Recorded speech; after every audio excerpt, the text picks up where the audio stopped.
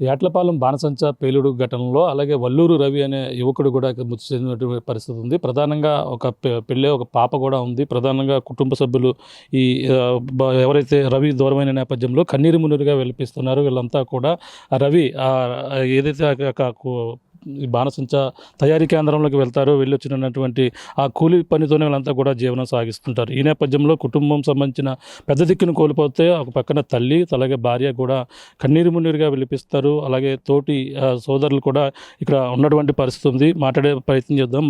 మా చెప్పం పనిలోకి ఎప్పుడు వెళ్ళారు రవి? వెళ్ళే ముందు ఏమన్నా మాట్లాడారు మీరు?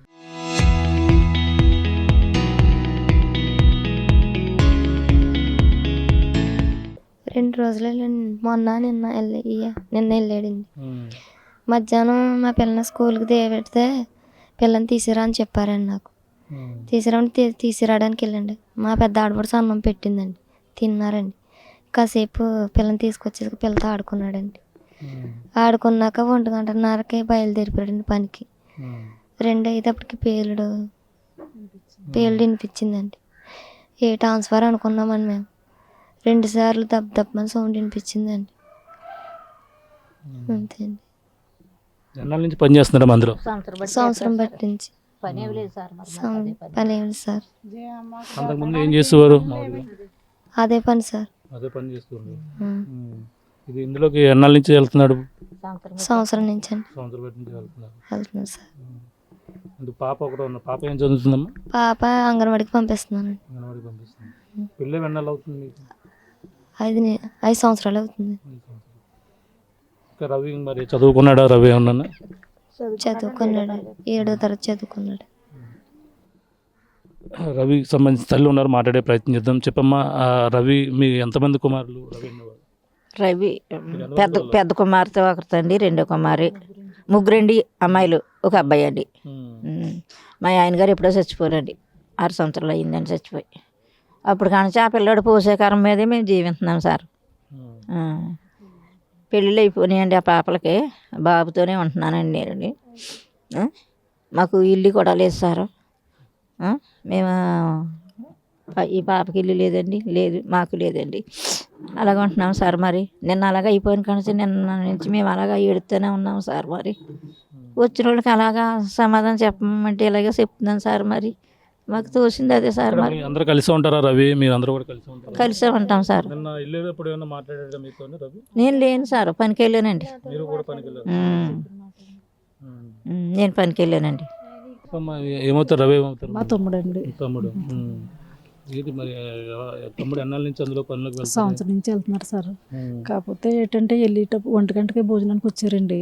భోజనానికి వచ్చాక ఇలాగ పాపని స్కూల్ నుంచి తీసుకొచ్చి కళ అనేసి అలా మిస్సెస్ చెప్పారండి. తర్వాత నన్ను భోజనం పెట్టక్కంటే పెట్టానండి. పెడితే కాసేపు పాపతో ఆడుకున్నాడండి. 1:30 అయిపోతుంది కదా అక్క, వెళ్ళిపోవాలనేసి అన్నాడండి. ఇంకా టైం ఉంది కదరా, ఇంకా పావుగంట అనేసి అన్నానండి. లేదు, చాలా నడిచి వెళ్ళాలి కదక్క, సైకిల్ చూస్తే ఆగిపోయింది, నడుచుకుంటా వెళ్ళాలా, పావుగంట ముందు వెళ్ళిపోవాలా, టైం అయిపోతుందని వెళ్ళిపోయారండి. వెళ్ళిన పావుగంటలో పేలిపోయిందండి. పెద్ద సౌండ్ వచ్చేసిందండి. సౌండ్ వచ్చేసి వెంటనే ఏంటంటే ఇలాగ బాణసంచి అనేసి అందరూ పరిగెట్టుకుంటా వెళ్ళామండి. వెళ్తే అక్కడ ఎవరో తెలియలేదండి అంత జనంలోని.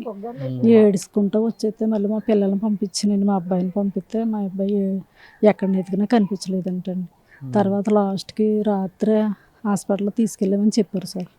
ఇది పరిస్థితి. రవి అంటే ప్రధానంగా నిన్న మధ్యాహ్నం సమయం భోజనానికి రావడం, అలాగే తన పాప చిన్నారి ఎవరైతే ఉన్నారో చిన్నారిని అయితే స్కూల్ నుంచి తీసుకురమ్మని కొంచెంసేపు ఆడుకుని కూడా రవి అయితే వెళ్ళారని కూడా చెప్పుకొస్తున్నారు. ఈ నేపథ్యంలో ఈ ఘటన భారీ విస్ఫోటనం చిన్న కుమార్తెతో ఆడుకుని వెళ్ళిన నేపథ్యంలో కొంతసేపటికే భారీ విస్ఫోటనం అయితే సంభవించింది. ఈ నేపథ్యంలో మొదటిగా ఏదో భూకంపం వచ్చినట్టుగా మొత్తం అందరూ కూడా ఇదే భావించారు. కానీ ఈ ఘటనలో వల్లూరు రవి ఏదో కోల్పోయినటువంటి పరిస్థితి ఉంది.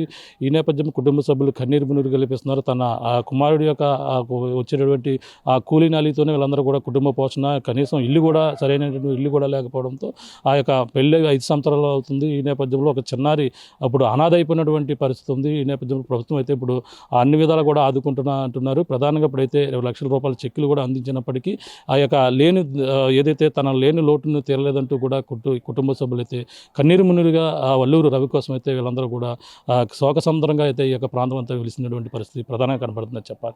ఇక్కడున్న తాజా పరిస్థితి. కెమెరాతో ప్రకాష్ RTV ఈ యొక్క యాట్లపల్లి గ్రామం నుంచి. Local to global news at your finger tips. మీ చేతిలో ఒక ఆయుధం. Download Raw TV app. Media legend Ravi Prakash is back.